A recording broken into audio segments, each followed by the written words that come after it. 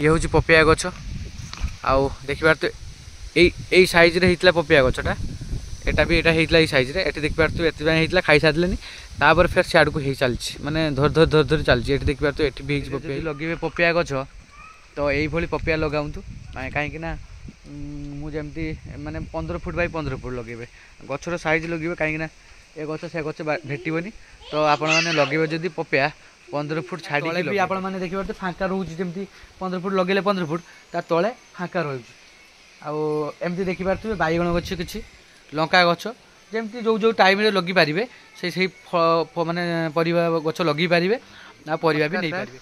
तो आज आपण मानक आज मु कहबी पपिया चाष विषय आपण माने घर पाखरे आ बाड़ी रे केमती पपिया चाष करें आ विषय आज आलोचना करवा।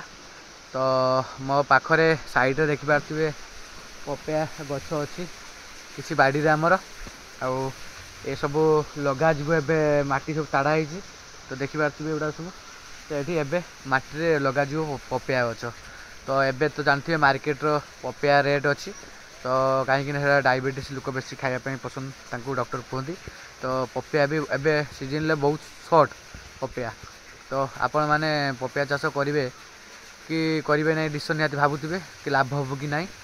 तो मोर ये लगाई सब किसी सफा कर दिखाई पपिया गछ तो पपिया गछ कहीं सफा कर दिखाई से लगा छोट पपिया हाइब्रिड पपिया आनिक लगेबी जोटा हूँ गोटे पपिया को किले माने 1.5 किलो किले एमती हो गोटे गोटे पपिया तो सही पपिया आसिक ए लगा आउ किसी ता सांगरे देसी पपिया भी लगे जमी लगी देखिपे ये आमर देसी पपिया तो कहीं हाइब्रिड पपिया थारू देसी पपियाटा बहुत रेट थाए आ देसी भी आज गोटे भेराइटी अच्छी छोट माने हाइब्रिड भी भेराइटी छोट एटा आपण मैंने चाष करेंगे जो मंजी आणवे आ पपिया गछ आणवे मंजी ना गछ आणवे तो सही पचारे हाइब्रिड पपिया किंतु छोट बेस बड़ हेनी छोट हम जोटा को 300 500 700 एमती हम यही सैज हम आ बड़ सैज हेनी कहीं से पूरा देसी पपिया भाया हम आ भी विटामिन से आउ से देसी पपिया भाया बिक्री भी हो जोटा ए 20 टंका किलो अच्छी।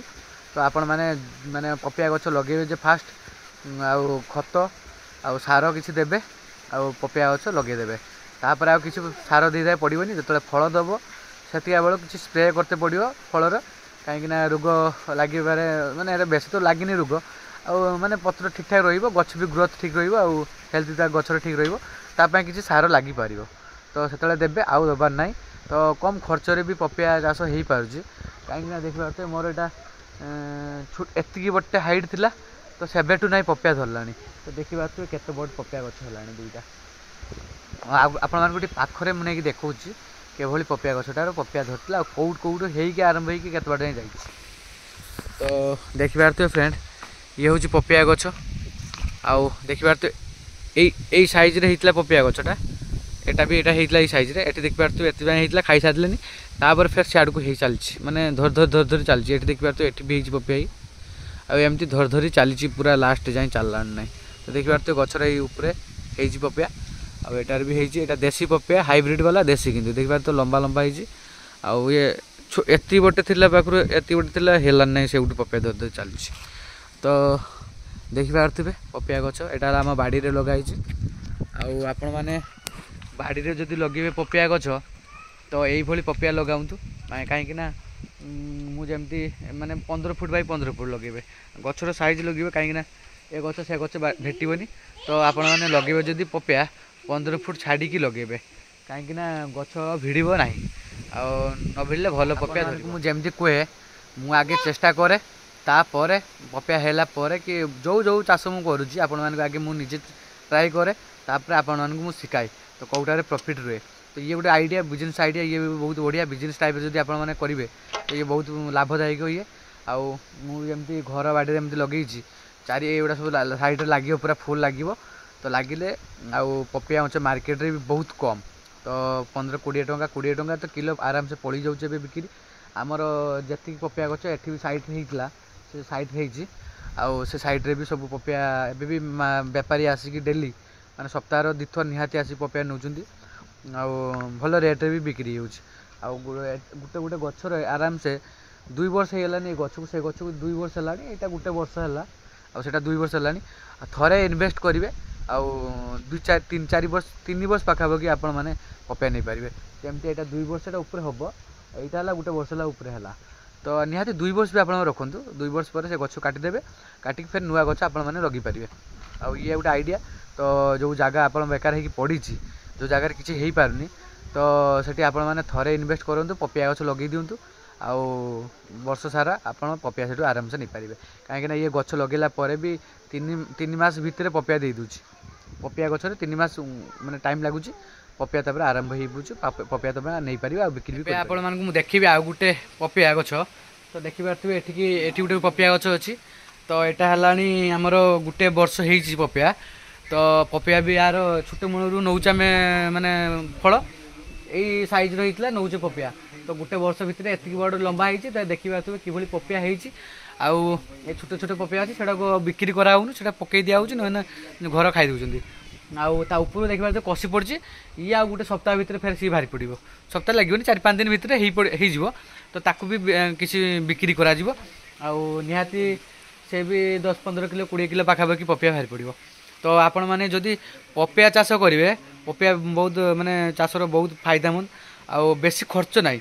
ଦେଖିବା ତ ଆମର ଏଇଟା ଥରେ ମାତ୍ର ଗଛ ଲଗା ହେଇଛି, ଯାହା ସାର ଦିଆହେଇଛି, ଗଛ ଲଗା ହେଇଛି, ତାପରେ ଗଛଟା ହେଇଛି ଏମିତିକା। ଆଉ ଛୋଟ ମୂଳ ପପିଆ ଆମେ ନେଉଛୁ, ଏତେ ବଡ଼ଟା ହେଲାନି। ତ ଆପଣମାନେ ନିହାତି ଗୋଟେ ପପିଆ ଗଛର ବର୍ଷ ଲେଖା ରଖନ୍ତୁ, ଆଉ ପପିଆ ମାନେ ବିକ୍ରି କରନ୍ତୁ। ଆଉ ବେଶୀ ଦିନ ରଖିନି, କାହିଁକିନା ଛୋଟ ଛୋଟ ପପିଆ ହେଇଯିବ, ଆଉ ବେଶୀ ତାର ମାର୍କେଟର ମାନେ ବେପାରୀ ନେବେନି, ତ ଭଲ ଲାଭ ହେବନି। ତ କାହିଁକିନା 1 ବର୍ଷ ପପିଆ ଗଛ ଭଲ, ଯେମିତି ଏଇଟା ବି ରହୁଛୁ। ଆଉ ଯେଉଁ ପପିଆ ହାଇବ୍ରିଡ଼ ପପିଆ ଟିକେ ଅଧିକା ଦିନ ହେଉଛୁ, କାହିଁକିନା ବଡ଼ ବଡ଼ ସେଇଟା ହେବ। ଆଉ ଯେତେ ବୟସ ତାର ହେଇଯିବ, ସେତେ ଛୋଟ ଛୋଟ ଆସିଯିବ। ଛୋଟ ମାନେ ଗୋଟେ ଅଧିକ ଲେଖା ହେବ, ଯେମିତି ଆମର ଏଇଟା ହେଉଛି। ତ ଆପଣମାନେ ଚେଷ୍ଟା କରନ୍ତୁ ଆଉ ପପିଆ ଫାର୍ମିଂ କରିବା ପାଇଁ, କାହିଁକିନା ପପିଆ ଫାର୍ମିଂରେ ବହୁତ ଲାଭ, ଆଉ ଖର୍ଚ୍ଚ ବି ବେଶୀ ନାହିଁ। ତ ଆପଣମାନେ ଆଳୁ ଯେମିତି ରେଟ୍ ଯେମିତି ଅଛି, ଏବେ ଆଳୁ ନ ଖାଇକି ଲୋକ ପପିଆ ଖାଉଛନ୍ତି, କାହିଁକିନା ଡାଇବେଟିସ୍ ରୋଗ ଏଟା ହୁଏନି। ତ ଡାଇବେଟିସ୍ ଭଲ ହୁଏ, ଆଉ ଆଳୁ ଖାଇଲେ ଡାଇବେଟିସ୍ ହୁଏ, ଏଇଟା ଭଲ ରୁହେ। ଆଉ ଡକ୍ଟର ବି ଏଇଟା କହୁଛନ୍ତି ଯେ ଖାଇବା ପାଇଁ। ତ ଆପଣମାନେ ଏଇଟା କଲେ ନିହାତି ଚାଷୀମାନେ ଉପକୃତ ହେବେ, ଆଉ ଲାଭ ବି ପାଇବେ। ତ ଆପଣମାନେ ଏଇଟା ଚାଷ କରିବେ, ଆପଣମାନେ ଦେଖିବେ, ଚେଷ୍ଟା କରିବେ ସବୁବେଳେ। ମୁଁ ସବୁବେଳେ ଆପଣମାନଙ୍କୁ ବୁଝେଇଛି, ଖରାରେ କରିବେ, ଯେଉଁଠି ଖରା ପଡ଼ୁଥିବ, ଆଉ ସେଇ ଜାଗାରେ କରିବେ, ଭଲ ପପିଆ ହେବ, ବଡ଼ ବଡ଼ ପପିଆ ବି ହେବ। ଆଉ ଯେମିତି ଆମର ଏଠି ଖରା ପଡ଼ୁଛି, ଗୋଟେ ଟାଇମ୍ ପଡ଼ୁଛି, ବେଶୀ 2-3 ଟାଇମ୍ ପଡ଼ୁନାହିଁ। ମାନେ ଯେମିତି ଦିନ ସାରା ପଡ଼େ ସେମିତି ପଡ଼ୁନାହିଁ, ଆମର ଗୋଟେ ଟାଇମ୍ ପଡ଼ୁଛି, ସକାଳୁ ବୁତା ପଡ଼ୁଛି, ଦିନ 12ଟା ଯାଏଁ ପଡ଼ୁଛି, ତାପରେ ଆଉ ହେଉନି। ଏବେ ଟାଇମ୍ ହେଲାନି 1, ତ 1 ପାର ହେଲାଣି, ତ ଖରା କମିଗଲାଣି। ତ ହାଲୁକା ଦେଖିପାରୁଥିବେ ଗଛ ଉପରେ ହାଲୁକା ଖରା ପଡ଼ୁଛି। ତ ଏମିତି ବି ଖରା ପଡ଼ୁଥିବ ଯଦି ସେଠି ଚାଷ ବି କରିପାରିବେ। ତ ସଦାବେଳେ ଚେଷ୍ଟା କରନ୍ତୁ, ଯଦି ଫାର୍ମିଂ କରିବେ, ଆଉ 1 ହେକ୍ଟର କରନ୍ତୁ, ମାନେ 1 ମାଣରେ ବି କରନ୍ତୁ, ଆଉ 15 ଫୁଟ ବାଇ 15 ଫୁଟ ଛାଡ଼ିକି ଲଗାନ୍ତୁ ଗଛ। 15 ଫୁଟ ଛାଡ଼ିଲେ କ'ଣ ହେବ, ତ ଗଛ ଭିଡ଼ିବନି, ଆଉ ଗଛ ଗ୍ରୋଥ୍ ବି ଠିକ୍ ରହିବ, ଆଉ ଫଳ ବି ଠିକ୍ ସାଇଜ୍ ଦେବ, ଖରା ମାନେ ଛାଇ ପଡ଼ିବନି। ଆଉ କ'ଣ କରିବେ ନା, ଯେଉଁ 15 ଫୁଟ ତାପରେ ତା ତଳେ ବି ଆପଣମାନେ ଦେଖିପାରୁଥିବେ ଫାଙ୍କା ରହୁଛି, ଯେମିତି 15 ଫୁଟ ଲଗେଇଲେ 15 ଫୁଟ ତା ତଳେ ଫାଙ୍କା ରହୁଛି। ଆଉ ଏମିତି ଦେଖିପାରୁଥିବେ ବାଇଗଣ ଗଛ କିଛି, ଲଙ୍କା ଗଛ, ଯେମିତି ଯେଉଁ ଟାଇମ୍ରେ ଲଗେଇପାରିବେ, ସେଇ ମାନେ ପରିବା ଗଛ ଲଗେଇ ପାରିବେ, ଆଉ ପରିବା ବି ନେଇପାରିବେ। ଯେମିତି ମୁଁ ଦେଖୁଛି ଆ ତଳେ ସାଇଡ଼୍ରେ ଲଗେଇ ଦେଇଛି ବାଇଗଣ ଗଛ, ଦେଖିପାରୁଥିବେ। ଏ ବାଇଗଣ ହେଲାନି ନାହିଁ 6-7 ମାସ ହେଲାଣି, ୟାକୁ ହେଉଛି ବାଇଗଣ, ତୁଳା ବି ଚାଲିଛି। ତ ଆପଣମାନେ ଭଲ ବାଇଗଣ ଆଣିକି ବି ଲଗାନ୍ତୁ ତା ତଳେ, ବାଇଗଣ। ଆଉ କିଛି ଆପଣମାନେ ଅଦା ଚାଷ ବି କରିପାରିବେ, ତା ତଳେ ଅଦା ବି ଲଗେଇ ଦିଅନ୍ତୁ। ଆଉ ଯେଉଁ ଆପଣ ମାନେ ସେଠି ଭଲ ସେ ମାଟିରେ ହେଉଛି, ତ ଚେଷ୍ଟା କରନ୍ତୁ ସେଇ ଫଳ ଲଗେଇବା ପାଇଁ ଗଛ। ତ ବହୁତ ଫାଇଦା ଅଛି, ଆଉ ଲାଭ ବି ଦେବ। ତ କାହିଁକିନା 15 ଫୁଟ ଲଗେଇଲେ ଛାଡ଼ ବହୁତ ରହିଯାଏ, ଆଉ ଫାଙ୍କା ବି ରୁହେ, ଖରା ବି ଠିକ୍ ତଳକୁ ପଡ଼େ। ତ ତା ପାଇଁ ଆପଣମାନେ ଅଲଗା ଗଛ, ଅଲଗା ପରିବା ଗଛ କିଛି ଲଗେଇ ପାରିବେ। ଯେମିତି ମୁଁ ଏଇଟା ଲଗେଇଛି, ସେମିତି ଆପଣମାନେ ବି ଲଗେଇ ପାରିବେ। ଆଉ ସେଇଭଳି ସଦାବେଳେ ଚେଷ୍ଟା କରନ୍ତୁ, ଆଉ ପପିଆ ଲଗାନ୍ତୁ। ପପିଆରେ ବହୁତ ଫାଇଦାମନ୍ଦ, କାହିଁକିନା ମୁଁ ନିଜେ କରେ, ଆପଣମାନଙ୍କୁ ତାପରେ ମୁଁ ଭିଡ଼ିଓ କରି ଛାଡ଼େ। ତ ମୁଁ କରିଛି, ମୋର ବି ବାଡ଼ିରେ ଆମର ଯେଉଁଟା ହେଇଛି ପପିଆ ଗଛ, ତ ମୁଁ 1 ବର୍ଷ ଉପରେ ନେଲେନି, ଆମର ପପିଆ ନିଆ ଚାଲିଛି। କାହିଁକିନା ଏଇଟା ବାଡ଼ିରେ ହେଇଛି ବୋଲି ମୁଁ ଆଉ ମାନେ କାଟୁନାହିଁ, ନହେଲେ 1 ବର୍ଷ ଭିତରେ କାଟି ଦିଆଯାଇଥାନ୍ତା। ଯେମିତି ମୁଁ କହୁଥିଲି ଆପଣମାନଙ୍କୁ, ସେଇ ଜାଗାରେ ମୁଁ ଲଗେଇବି, ଫାଙ୍କାରେ ତାଡ଼ା ହେଇଛି ମାଟି, ଏଇ ଫାଙ୍କାରେ ମୁଁ ଲଗେଇବି। ତ ସେଟା ଲଗେଇଲେ କ'ଣ ହେବ, ଖରା ପଡ଼ୁଛି ଠିକ୍, ତା ତଳେ କିଛି ଆଉ ମୁଁ ପରିବା ଗଛ କିଛି ଲଗେଇବି, ଯେମିତି ମାନେ ଏଟାରେ ପରିବା, ଏଟାରେ ବି ପଇସା ଆସିବ, ଆଉ ସେଟାରେ ବି ଫାଇଦା ଆସିବ, ମାନେ ପଇସା ଆସିବ। ତ ଦୁଇଟାରେ ଫାଇଦା ହେବ। ଆପଣମାନେ ବିଜନେସ୍ କରିବେ ଯଦି ବିଜନେସ୍ ଆଇଡ଼ିଆ, ଏଇଟା ହେଲା ବହୁତ ବଢ଼ିଆ ବିଜନେସ୍ ଆଇଡ଼ିଆ।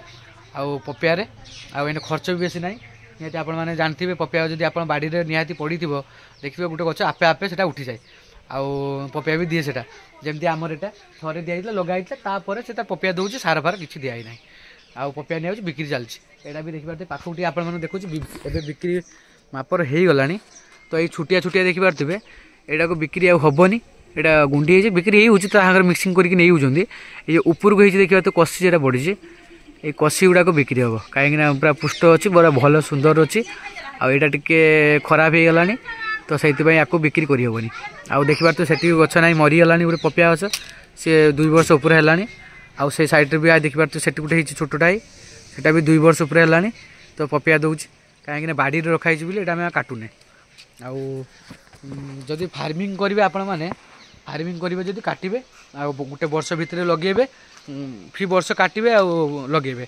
लगे फायदा हम आउ बहुत ग्रोथ भी शीघ्र माने फल भी ठीक रही फल भी ठीक पाइपर माने बिक्री करने टेंशन रही आउ आपण मैंने बिक्री करने भी टेंशन था गोटे गोटे चाषी भाई मैंने माने फल कौटी बिक्री करेंगे पपिया कौटी बिक्री करेंगे तो आप मार्केट जो लगी परिया मार्केट तो हाट फाट अच्छी तो सांगर कंटाक्ट करदे तो से मैंने आराम से नहीं जाए कहीं पपिया अंश मार्केट में मिलू ना बेसी आ जो जो मैंने एमती फार्मिंग करना बहुत पनीपरिया फार्मिंग कर पपिया फार्मिंग करना बेसी तो से शॉर्ट बहुत पपिया तो आपण मैंने चेष्टा करूँ पपिया कौटी फार्मिंग करेंगे भल जगार आ पपिया बिक्री करने टेंशन सागर कथा हे बेपारी मान सागर से आराम से आसिक नहीं जाए माने आमर तो ये सप्ताह 4टा हाट पाली माने पड़ुची तो 4 सप्ताह आराम से बिक्री हो पार तो आपड़ केतटा सप्ताह हाट पाली बस तो निहाती कमेंट कहतु तो सही हिसाब से आपने जानीपारे मैंने केते आम गच लगे कई बिक्री कर पूरा मार्केट जब अलग जगार भी तुम से पाख पाखे आ दूर से टे कंटाक्ट ने तो पपिया बिक्री करने टेंशन रही तो देखुले मोर यहाँ फार्मिंग टोटाल माने मु घर बाड़ी लगे आमर सक्सेस भी तो आपण मानक जमी मुझे सक्सेस करे तापर आपण मानक मु वीडियो करी छाड़े तो मोर बिना खर्च यहाँ होती तो आपण मैंने जो खर्च कर तो बहुत फायदा जदि भी सेमती गुगुर खत मैंने खत आउ सार थे दे लगे दूसरी तो गोटे वर्ष जाए आराम से फल नहीं पारे मैंने बढ़िया सुंदर आदि चिकित्सा करेंगे तो 2 वर्ष जाए आराम से ने खराब भी हेनी फल भी बड़ बड़ दब आमती पपिया फार्मिंग करूँ लाभदायक से तो मुझे करके देखी खरारे करूँ खरार फायदा हम तो चलतु नेक्स्ट ब्लॉग देखा तो आउ किसी जदि प्रश्न थी निहाती कमेंट करेंगे कहे तो आपण मानक मुझे टिप्स देवी तो रोचे नमस्कार जय जगन्नाथ।